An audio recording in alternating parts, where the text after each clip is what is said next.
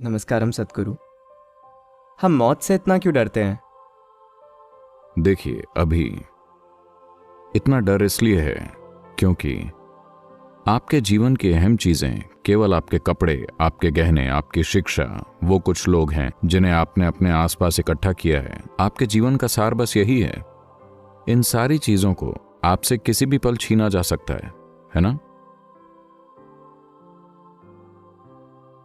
यही वो इकलौती चीज है जो आपको मजबूती दे रही है।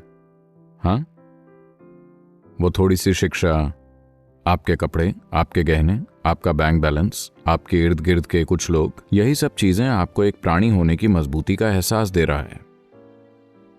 ये एक प्राणी नहीं है, ये बस एक जुगाड़ है। So, with such petty blocks, when you build a building, naturally you should be very worried when it will collapse. अगर ऐसे मामूली टुकड़ों से आप एक इमारत बनाएंगे तो आप बड़ी चिंता में तो रहेंगे ही कि ये कब ढह जाएगी। अब इस हिस्से के लिए अगर मैं पत्थर की जगह एक टहनी का इस्तेमाल करूं तो ये तय है कि मैं हमेशा चिंता करूंगा कि ये कब मेरे सिर पर गिर जाएगी, है ना?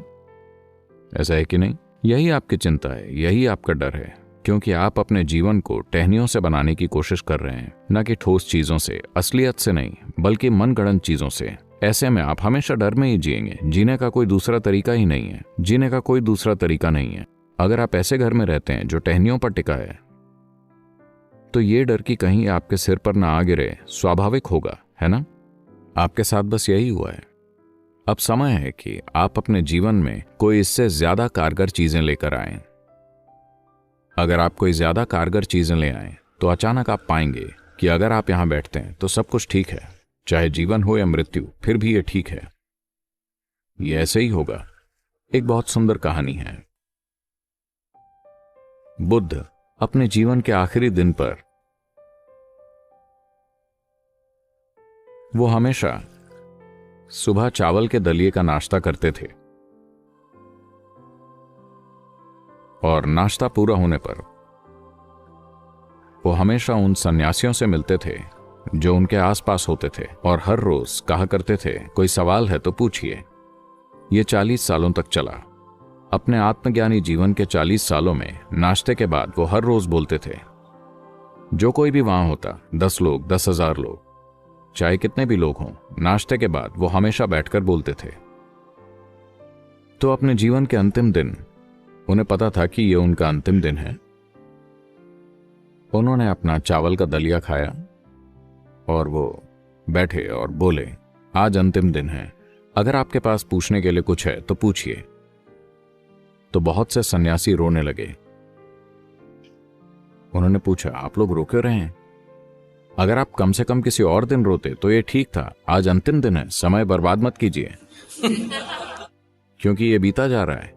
किसी दूसरे दिन आप रोना धोना कर सकते हैं और आपके पास इन सारी चीजों के लिए समय होता।